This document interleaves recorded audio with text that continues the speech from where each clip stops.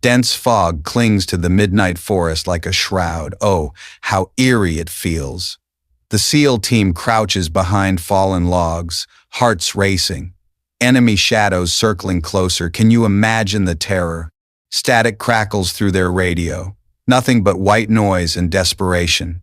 A SEAL whispers into his calm, voice breaking. No response. We're on our own. Suffocating silence. It's unbearable. Death feels inevitable. How could it not? Hearts pound against ribs like drums of doom. Hope dies with each passing second. Poof, gone. Then a cold female voice cuts through the static. I see them. Fire comes next. Have you ever believed every door had closed until an invisible voice shattered the darkness itself? Wow, what a miracle. She sits alone in the corner of the mess hall, 28 years old, with raven black hair pulled tight, slender frame that seems to disappear into shadows almost like she's not even there. Her eyes sharp as blade edges scan wind charts while others laugh and joke around her. How rude. Look at Phantom. A burly sergeant chuckles to his buddies. Rifles bigger than she is. How's someone like that supposed to fight real wars? The men roar with laughter. Jerks. She doesn't flinch. Doesn't even look up from her meticulous notes about wind patterns, bullet drop calculations, atmospheric pressure readings, numbers that could mean life or death if anyone cared to listen. Why don't they? During training exercises, seasoned operators struggle with long-range targets, scope adjustments wrong, wind calculations off, miss after frustrated miss, frustrating, isn't it? She watches silently from the back, observing their techniques, noting their errors. When her turn comes, she steps forward without fanfare. No boasting, no trash talk, just methodical precision, pure focus. She adjusts her scope with the delicacy of a watchmaker, feels the wind against her cheek, breathes in, breathes out, and fires. Perfect center mass. One shot, one kill, bam. The range officer blinks at his spotting scope. Jesus Christ, that's a new record. But by the time he looks up to congratulate her, she's already walking away humble as ever. The other operators barely glance in her direction, too busy making excuses for their own failures to acknowledge her success. Come on, guys. Lucky shot, someone mutters. Wind must have shifted. Those targets are probably miscalibrated anyway. She's heard it all before. In their eyes, she's not a sniper. She's an anomaly, a mistake in the system. How unfair. Someone who slipped through cracks that should have kept her out. At night, while others drink beer and swap war stories, she sits on her bunk cleaning her rifle. Each component disassembled, inspected, cleaned, and reassembled with surgical precision, dedication at its finest. The weapon isn't just her tool. It's her voice in a world that refuses to hear her speak. Heartbreaking, right? Her roommate rolls over, annoyed. Don't you ever do anything else? Go out, have some fun, meet people. I do meet people, she replies softly, running an oiled cloth along her barrel. I just meet them through crosshairs. The roommate doesn't understand. None of them do. They see her small frame and assume weakness. Big mistake. They hear her quiet voice and assume incompetence. They watch her solitary habits and assume she can't work with a team. What they don't see is the ghost haunting their training grounds, the shadow that moves through obstacle courses like smoke, the mind that calculates death with mathematical precision while they're still figuring out which end of their rifle to hold. Genius. She's invisible by choice now. But she wasn't always this way. Oh, the backstory. Years ago, she had a call sign that made enemies tremble. Phantom Eye. Confirmed kills at distances that defied belief, rescues that seemed impossible, missions that officially never happened until the day she refused an order. The day she wouldn't take a shot that would save soldiers but kill innocents. Moral courage. The day her superiors decided she was too much of a liability to keep around. Her records were classified beyond recognition, her achievements buried in black ink, her very existence erased from official history. Unbelievable. Now she exists in limbo, too valuable to discharge, too dangerous to promote, too skilled to ignore, completely stuck in between. The base alarm suddenly pierces the night air. Emergency deployment, all hands action time. She watches through her window as teams scramble toward helicopters. SEALs loading gear, checking weapons, reviewing maps, an extraction mission gone wrong. Team trapped behind enemy lines. Standard rescue protocol engaged. But she won't be on any of those birds. Nope. She's the ghost they call when protocols fail. When standard rescues become impossible. When death seems certain and hope needs a miracle, enter the hero. Tonight, in the suffocating darkness of a foreign jungle, desperate voices will cry out for salvation, and only she will hear them. The radio crackles with static and terror. Base, this is Bravo 6. We are compromised. Repeat, mission is blown. No extraction possible. We are surrounded, desperate. Silence stretches like a held breath. This is it, brothers. We go down fighting. The SEAL team leader's voice carries the weight of finality. 8 men crouch behind a fallen tree, ammunition running low. Enemy forces closing in from all directions, closing in fast. Muzzle flashes light up the jungle like deadly fireflies, scary sight. Somewhere in the darkness above them, she adjusts her scope. 3 kilometers away, invisible, patient as death itself. Her finger hovers over the trigger as she watches through thermal imaging. Enemy commander barking orders to his men. 37 hostiles in a tightening circle, overwhelming. The SEALs have maybe 3 minutes before they're overrun. Tick-tock. She controls her breathing. In, out, in, out. The wind whispers against her cheek. 2 miles per hour northeast. Humidity at 68%. Temperature dropping.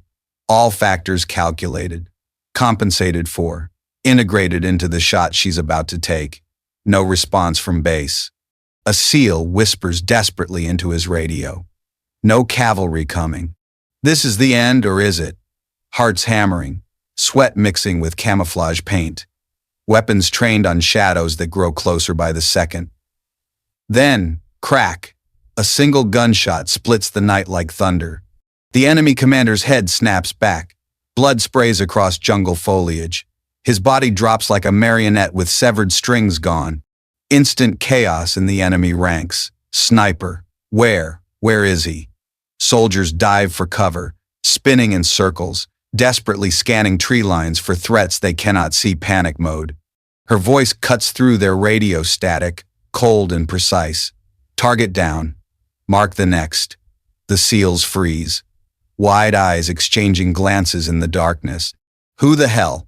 A young operator breathes before anyone can answer. Crack! Another shot. Another enemy down. The lieutenant who was coordinating the flanking maneuver crumples mid-gesture. 2 down. Her voice announces calmly, repositioning for overwatch. She's 3 kilometers away, invisible as smoke, speaking death into existence with mathematical precision. Amazing. Each shot calculated not just for lethality, but for maximum psychological impact on the remaining hostiles. Fear spreads through enemy ranks like wildfire burning hot. These weren't soldiers anymore. They were prey, being hunted by something they couldn't see, couldn't fight, couldn't escape. There, an enemy soldier screams, pointing randomly into the darkness. Muzzle flash.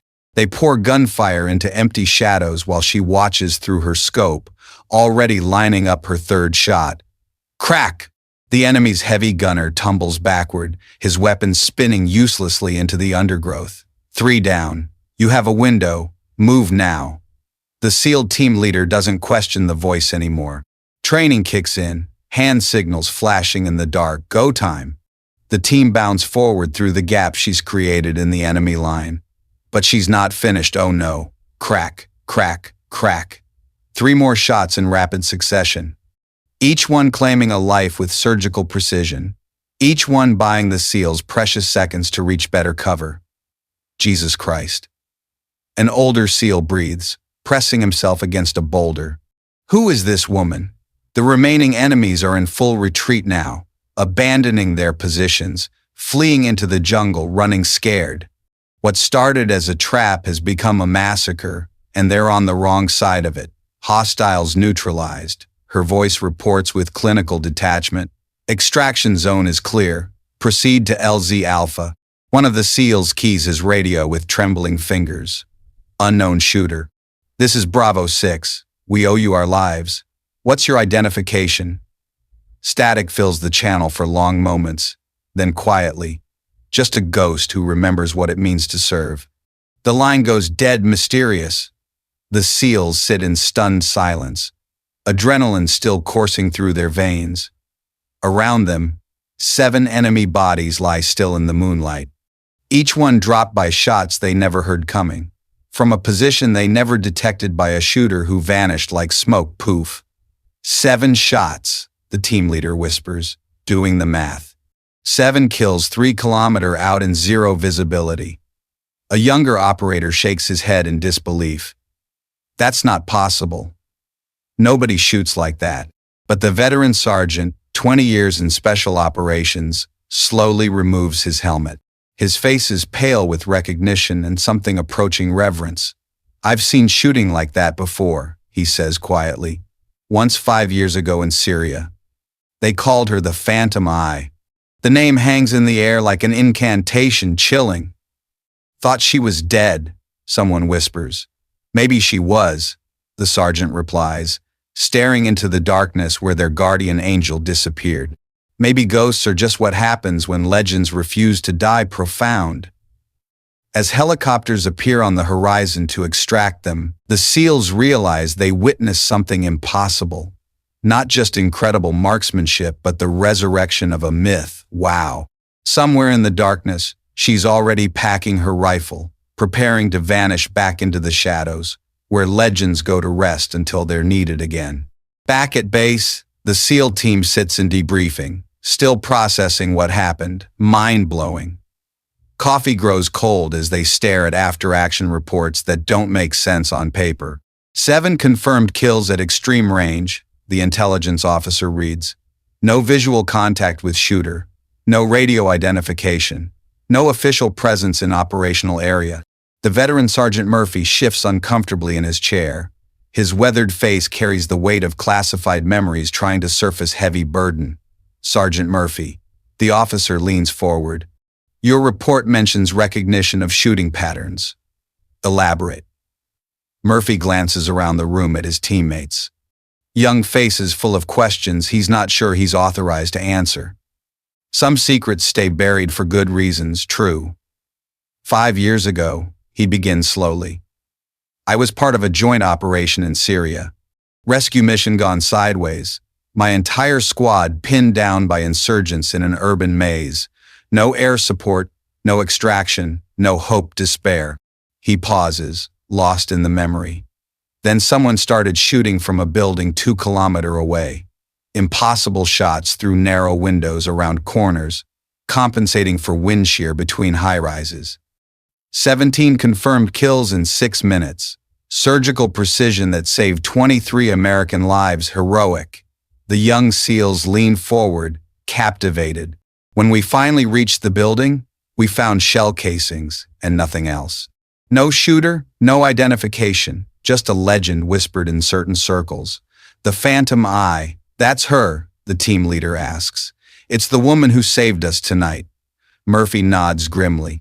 Same signature, same impossible accuracy, same ghostly disappearance. He takes a shaky breath. But officially, the Phantom Eye never existed. Shocking. The intelligence officer's expression darkens. Sergeant, you're discussing classified. Classified what? Murphy snaps. A hero who's been erased from every record. A soldier who saved more lives than any of us combined but got buried because she had the conscience to refuse one dirty order. Outrageous. Tension crackles through the room like electricity. The officer checks his clearance level, then activates a signal jamming device. What I'm about to tell you never leaves this room. He opens a tablet revealing a heavily redacted file. Real name classified. Age approximately 28. Service record exceptional until October 2019. Confirmed kills classified but estimated over 200 unimaginable numbers. Longest recorded shot 2.8 kilometer under extreme conditions. How does someone even pull that off? Photos appear on screen. A younger version of their guardian angel, receiving medals, shaking hands with generals, standing proudly with various special operations units. Look at that determination in her eyes. She was fast-tracked through every advanced sniper program, rising star. Psychological evaluations showed perfect emotional stability, tactical genius-level intelligence, and absolute dedication to mission success, flawless. She was being groomed for the most sensitive operations. So, what happened? Someone asks curious minds. The officer's voice drops to a whisper. The 15th of October, 2019. Classified location in Africa mysterious. Mission: eliminate high-value targets at a terrorist summit. Clean shots available on all primaries. He displays satellite imagery showing a compound high-tech intel. But intelligence was wrong, oh no. The summit was actually a school ceremony. The terrorists were teachers and village elders.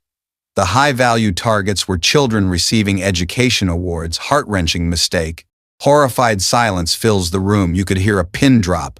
Command ordered the shots anyway, said the mission parameters were unchanged. Collateral damage was acceptable, cold-blooded.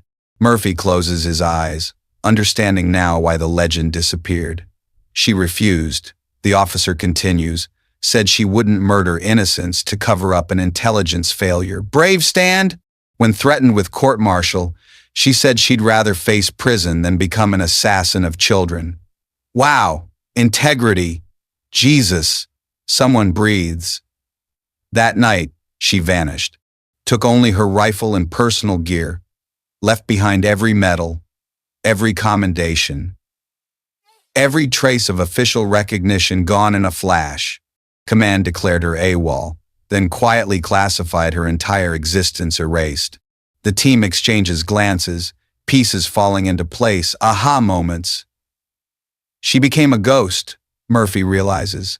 Not dead, just deleted, poignant. For 5 years, she's existed in limbo. Too dangerous to hunt down. She knows too many secrets, too valuable to completely abandon. Her skills are irreplaceable. So she operates in the shadows, answering calls that no one else can handle, lone wolf. The young SEAL, who asked about her identity, shakes his head.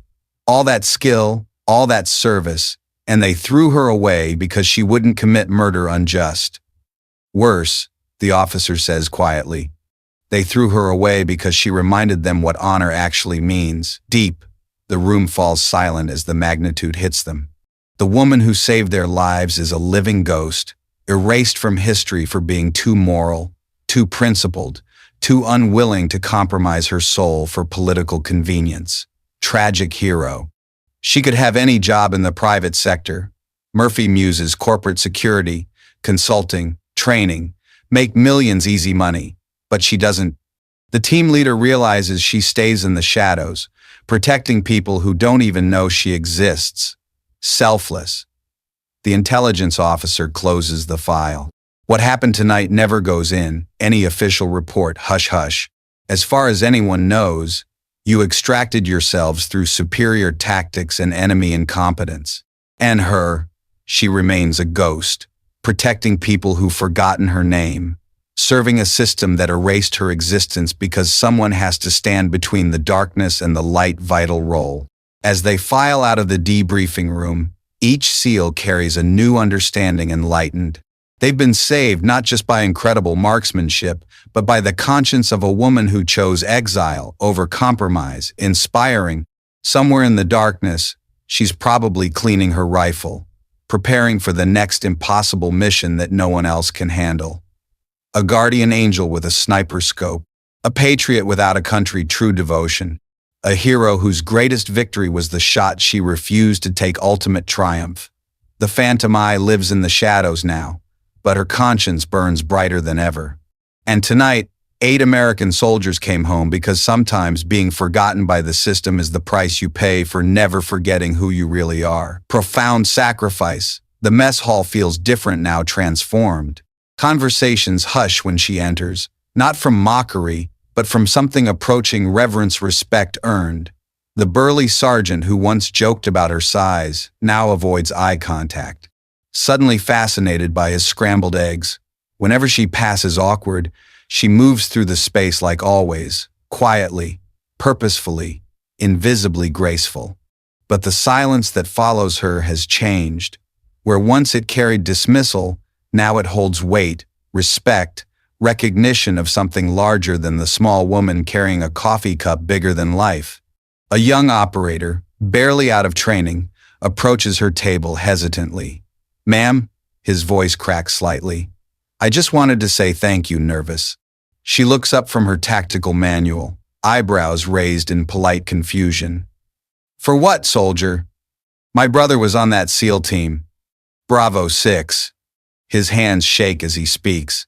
"He's coming home because someone was watching over them, grateful." She returns to her reading without acknowledgement, but he sees the slightest nod. So brief it might have been imagination. The boy walks away, but something has shifted in the room's atmosphere, electric. By evening, a small shrine appears on the community bulletin board. Not official, not sanctioned, just a hand-drawn sketch of a sniper rifle crossed with angel wings, pinned between duty rosters and equipment lists. No name attached, no explanation needed, symbolic. The base commander notices it during his rounds, studies it for a long moment, then walks away without removing it approval. In the armory, her weapon maintenance routine becomes something others observe from respectful distances. The meticulous care she takes with each component, the almost religious precision of her cleaning ritual devout. It's no longer seen as obsessive behavior, but as the dedication of true craftsmanship artistry. How does she make those shots? A trainee whispers to his instructor. "Practice," comes the reply. "And something else we don't teach in schools." "What's that?" "Soul essence." The word spreads through unofficial channels. Not her real name that remains classified, buried, forgotten by official records. But whispers of the Guardian begin circulating in quiet corners around campfires and letters home that will never mention specifics, but carry undertones of saved lives and answered prayers, spreading legend. Her bunk area, once ignored and isolated, becomes an unofficial no man's land of respect. No one sits too close uninvited. No one disturbs her gear-sacred space. The space around her develops an almost sacred quality, as if proximity to her belongings might transfer some of her legendary skill magical. During training exercises, her presence on the range changes everything. Instructors speak more carefully. Students practice with greater intensity. The very air seems charged with the knowledge that greatness walks among them, even if protocol prevents acknowledgement and tense. She never speaks of that night, never confirms or denies anything, never seeks recognition or thanks, humble. But sometimes late at night when she thinks no one is watching, she allows herself the smallest smile when she overhears conversations about someone out there watching over our people touching. The base chaplain approaches her. One Sunday after services she didn't attend. "Soldier," he says carefully, "I've been hearing stories, not specifics. You understand, just feelings. Gratitude from families who don't fully understand why their loved ones came home safe, heartfelt." She continues walking, letting him match her pace. "I wanted you to know," he continues, "sometimes the most important prayers are answered by people who don't even know they're angels." Wise words. She stops, turns to face him directly. Her eyes, those blade-sharp eyes that can calculate death at impossible distances, soften just slightly. "Angels don't carry rifles, chaplain." "Don't they?" he replies gently. "Maybe that's where we've been wrong about angels all along, rethinking." That evening, she finds a small wooden cross on her pillow. No note, no signature, just a simple reminder that someone, somewhere, is praying for the guardian they can't name, thoughtful.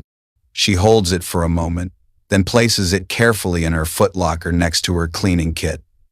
Even ghosts need something to believe in. Even legends need to know they matter. Even angels need to remember why they carry the weight of protecting others universal. Tomorrow will bring another mission, another desperate call, another chance to be the answer to prayers that don't know her name ongoing. But tonight, for just a moment, she's not invisible. She's appreciated finally. 3 months later, another crisis erupts in the dead of night. Different theater, different team, same desperate mathematics of survival against impossible odds. Déjà vu. The radio crackles with familiar desperation. Any station. Any station. This is Delta 27. We are compromised. Taking heavy casualties. Request immediate assistance, urgent. Static answers. Then more static. Command scrambles available assets, but the closest support is hours away. Satellite imagery shows a 12-man Special Forces unit pinned down in urban terrain, surrounded by superior numbers. Ammunition running low, dire. Delta 27, be advised. No immediate assistance available. Hold position and prepare for final procedures. The young radio operator's voice breaks as he delivers what everyone knows is a death sentence, gut-wrenching. In the observation post, she adjusts her scope and studies the tactical situation through thermal imaging. Familiar geometry of desperation. Known angles of approaching doom. Solvable problems requiring impossible solutions, challenge accepted. Her finger finds the radio transmission button. Delta 27, this is Overwatch. I have eyes on your position. The trapped soldiers freeze. Even through gunfire and chaos, that cold, calm female voice cuts through their panic like a lifeline thrown to drowning men's salvation. Overwatch, we don't show any friendly assets in our operational area. Identify yourself confused. Silence stretches for heartbeats while she calculates wind, distance, target priorities. I see them. Fire is ready. The first shot arrives before her transmission ends. Enemy sniper in a third-floor window drops like gravity, suddenly remembered he existed. The hostile machine gun position goes silent. What the hell? A Delta operator breathes into his calm. 7 hostiles on your north side. Her voice continues with clinical precision. Eliminating now. Crack, crack, crack. 3 more impossibly distant shots. 3 more threats permanently neutralized. Efficient. The young Delta team leader may be 23 years old. First combat deployment. Keys his radio with trembling hands. Overwatch, who are you? The veteran sergeant next to him grabs the radio, recognition dawning in his eyes. Son, he whispers. Some questions are better left unasked. Just say thank you and let the angel work advice. For 15 minutes, she systematically dismantled the enemy force with mathematical precision. Each shot calculated not just for lethality, but for maximum psychological impact, creating chaos in enemy ranks while providing precise guidance to the trapped Americans. Masterful. Hostile commander down. Path clear to your east. Move now. RPG team eliminated. Windows 2 and 3 are safe. Sniper threat neutralized. You have Overwatch coverage for extraction. When the dust settles, 18 enemy combatants lie dead. 12 American soldiers walk away alive. 0 friendly casualties. Victory. Overwatch. The team leader calls as evacuation helicopters approach. We need to thank you properly. What's your location for pickup? Static fills the channel. Overwatch, do you copy? More static. She's already gone, faded back into the darkness like smoke dissipating in wind elusive. But her legend grows stronger. In special operations communities worldwide, whispers travel through unofficial channels. A guardian angel who appears when hope dies. A ghost sniper whose impossible shots arrive precisely when prayers are most desperate, miraculous. No official recognition, no medal ceremonies, no newspaper interviews. Just quiet conversations between warriors who understand that sometimes salvation comes from shadows delivered by someone the system pretends doesn't exist underground. Young soldiers ask their veteran sergeants about the mysterious Overwatch who seems to materialize whenever the situation becomes hopeless. Is she real? They wonder. The wise old sergeants, men who've seen enough combat to know the difference between myth and miracle, just smile and change the subject. Because some truths are too dangerous for official acknowledgement. Some heroes are too valuable to exist in daylight. Some angels are most effective when the world pretends they're only legends timeless. She continues living in the shadows, responding to desperate calls that no one else can answer, protecting people who will never know her name. But late at night in barracks around the world, soldiers sleep a little easier, knowing that somewhere in the darkness, an invisible guardian is watching over those who watch over others, comforting. They don't know her face. They don't know her story. They don't know the price she paid for the conscience that guides her trigger finger. All they know is that when death seems certain and hope appears exhausted, sometimes a cold female voice cuts through their radio static with words that change everything. I see them. Fire is ready, game changer. The Phantom Eye has become more than a person now. She's become proof that angels exist. They just carry rifles instead of harps redefined. No need for spotlights. No need for recognition. Just the sound of a rifle speaking at precisely the right moment and a team walking home alive. The invisible guardian continues her watch, protecting those who protect others, serving a system that erased her existence because she chose conscience over convenience, enduring. Sometimes the greatest heroes are the ones whose names history forgets, but whose actions echo through every life they save, every family that stays whole, every prayer that gets answered by fire from the darkness. Comment the fire in the dark if you believe sometimes just one bullet at the right moment can change everything.